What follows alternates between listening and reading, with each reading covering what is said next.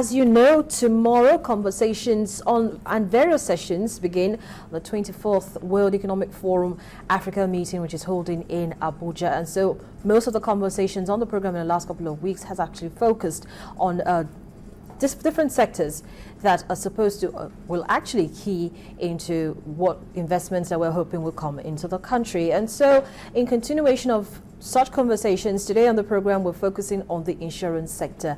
They play a very big role as well in ensuring that the economy actually grows. And so with investment of a humongous amount expected to hit the Nigerian economy very soon, how ready is this sector to protect any of these investments coming in? And so I'll be having this conversation in the next couple of minutes with the Director General of the Nigerian Insurers Association, Mr. Olorundare Thomas. And well, he's here with me in the studio. Good morning, and thank you for coming in. Good morning, thank you. Now, Mr. Thomas, it's an very interesting time for us in Nigeria with the World Economic Forum Africa meeting and the rest of it. But before we actually really look at the implications of the forum on the insurance sector, let's talk about where the insurance sector is right now. Well, it's a pleasure to be here. The insurance sector, as you have rightly mentioned, is a driver of economy. In Nigeria, over time, the sector has continued to play a very critical role, both as investor and also as managers of risk. At different times in our national life, the insurance sector has been called upon to effect compensation for those that will have constituted liabilities to the government, either on individual or the corporate level. To that extent, the insurance sector has continued to play a very critical role in sustaining development within this sector.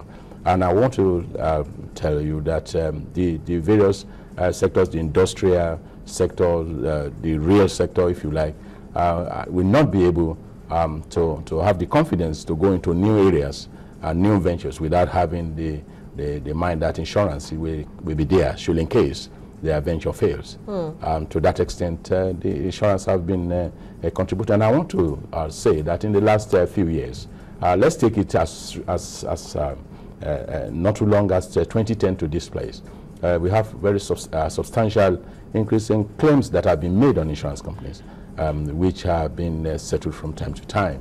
And if you look at it by my reckoning, there has been an increase of well over 140% in claims that are made between 2010 and 2012. The 140%, what number were you coming from before? I'm coming using 2010 as the base year. The base year was 2010. But before 2010, what was the level of percentage level of claims? Well, I'm now comparing 2010 to 2012, but before 2010, companies have continued to pay claims, but I'm taking it as recent as 2010. When the effect of insurance had continued to manifest in the operations of institutions. Okay, so now from that number, 140%, of claims and the rest of it, still there's a low penetration of insurance in every facet of the economy, and it's not even just related to the business world. Even individuals are not particularly interested in insurance, and so why has penetration, insurance penetration been so low? Yes. Yeah. Well, I will let you know that issue of awareness is very critical. Awareness. Yes, awareness. People, even those that are presumed to be educated, we know that the state of financial literacy here is very poor. Not just insurance. You go to the capital market, where you still have people buying shares and keeping it and locking it up somewhere.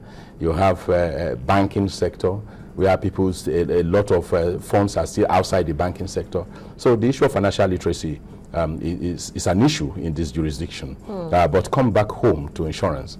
Insurance, as it were, by reason of its nature, you buy promises.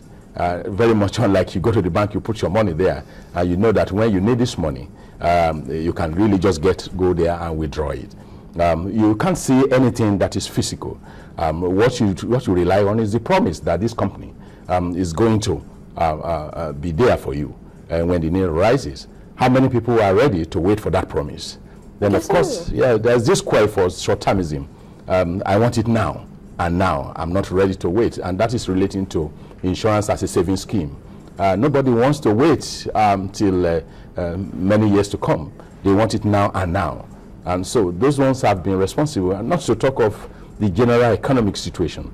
I mean, when you have a lot of things challenging you, you prioritize.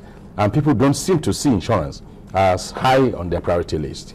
Now, as the Director General of the Association, Yeah. you are aware that there are actually some insurance companies that offer products, short-term products, that will see, individuals who take out some of this insurance policy get the money that they want here and now. Yeah. So now, in terms of creating awareness, Yeah. how much awareness has the association created in terms of letting Nigerians know that there are such products that if you want a short-term policy, you want to take out a short-term policy, you can get your returns almost immediately? Yeah, to a large extent, we've approached it both through individual corporate concerns and on a wholesale basis that is working through the association now. Individual members of the association are encouraged from time to time to spend quality resources on creating awareness. Much more than that, the association has taken it upon itself at every opportunity that is available to it to let the people know of the importance, the role, the relevance of insurance to daily living. And I want to believe that this has probably assisted to the sector to where we are today. All right, but I must also add quickly that we are still far away from where we should be.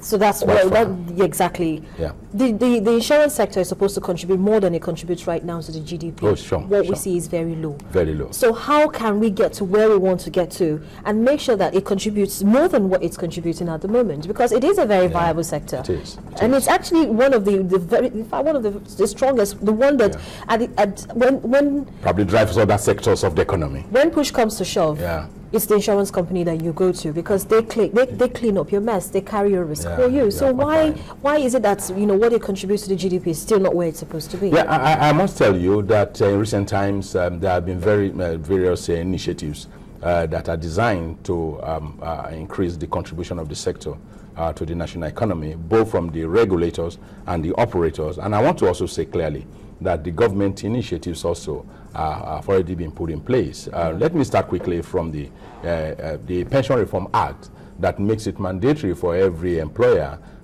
who employs not less than 5 persons to have a group life. This wasn't there before, and of course it's going to create a lot of funds. I don't want to talk about the pensions area, which we all know what it's doing to this economy in terms of the contributions to the GDP. Also, I want to say that from the regulators' perspective, they have been driving some initiatives in the area of microinsurance, reaching the unreached, if you like, the poor sector of the population. And close to that is the financial inclusion, which is just beyond the poor. You want to bring in those who can afford it, but who are not there by providing the relevant products that will be attractive to them. All these are part of the initiative. Again, we're trying to build confidence in the minds of the people, because you hear on the street, even people that are quite remote to insurance, they've never had it before, but they will tell you that insurance don't pay. So what we have done is to create a platform or create a forum where people can be heard at no cost to them, and that is the Insurance Complaints Bureau, which is established by the association, and is totally separate from the association. It's actually headed by a retired judge of the Supreme Court. And if you have complaints, you can freely get right to us. They invite you, they invite the relevant insurance companies. Okay, so it has legal backing. It has legal backing, so that's it. So. Now, there was a report by Fitch says that the sector is ripe for another consolidation. The last time we had a consolidation was 2005. Yeah, 2005, yeah. So, this report by Fitch actually says the sector is ripe for another consolidation. Is the sector ripe for another consolidation? Well, consolidation is an ongoing thing in response to growth in the economy, in response to size of the risk. I would say consolidation can come by way of merger. It does not necessarily need to come by way of compelled recapitalization. You know, and now globally, people are driving towards a risk-based capitalization, which means you carry the kind of capital that is consistent with the level of risk that you are ready to carry. So it may not necessarily be universal. I think this is a regulatory thing that they have to look at and see if, for example, you decide to specialize on motor vehicle insurance, you don't need the same capital as somebody who is in the area of oil and gas. That's what risk capital is talking about. So it's more about having to implement or deploy risk-based capital as a mechanism for managing risk within the system. Well, Mr. Thomas. Yes, please. You do agree with me that you will agree with me that it's not a lot of companies that are willing to be to be acquired or merge. They wouldn't necessarily agree that they have such challenges that will require that they should be taken over by another company. Yeah. And so with the consolidation, it gives an opportunity for some people to throw in the towel without actually seeming as if they threw in the towel. And then in doing so, you're building a stronger capital base. You're making yourself strong enough to take on any type of risk, whether from the oil and gas sector, whether from manufacturing, whether from the rail sector. You're strong enough to take the risk. So consolidation. But also you will know that there's also a risk of overcapitalization, because when you have too much funds doing little business, you're wasting resources. What I'm saying. Not in our kind of economy. No. There's every kind of business that you can fund. It takes much more than financial capital to do insurance. This is a knowledge-based industry. Skills as well. This skill must be there. It must be there. But I will say quickly that, you see, the beauty of it is that in the existing law, the regulator has some powers to more or less compel mergers. So all we need to do is to encourage the regulator to look at that section of the law and see the extent to which it can be deployed or enforced. So there are provisions for that, you know. So the consolidation is good. It may be necessary, but I will not advocate a general kind of, as we are talking presently, there are those who cannot effectively account for the capital they carry by reason of the level of business they are doing. And I don't think that will be good for investors. So when you are going to the oil and gas, you know why you are going there. You know the capital that is required to transact at that level. And that's what we're talking about.